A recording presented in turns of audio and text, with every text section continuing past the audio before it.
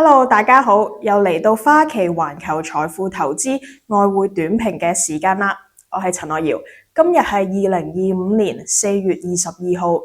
花旗分析員更新外匯走勢預測，以反映環球投資者將資產配置從美國轉移嘅風險、週期性增長差異、政策同經濟嘅不確定性，均可能令非美地區嘅投資者將資金重新調回本土市場，或者其他受較少關稅不確定性影響嘅市場。呢種拋售美國資產嘅資金流，或者會喺今年顯著咁打擊美元。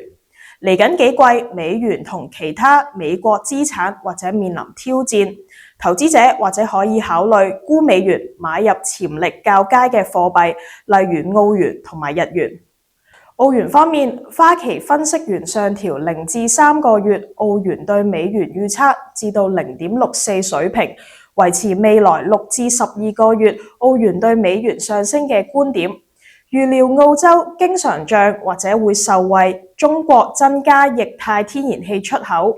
以及澳洲國內大型投資者調整對沖比例等等嘅利好因素。另外，隨住美元再度廣泛下跌，美元避險貨幣嘅地位變得冇咁穩陣。今年日元可能持續走強。花旗分析員繼續偏好逢低位吸納日元，沽出其他外幣。如果避險情緒持續，加上美日短息息差進一步收窄，美元對日元或者跌至140甚至更低嘅水平。今集嘅外匯短評時間嚟到呢度啦，下次再見，拜拜。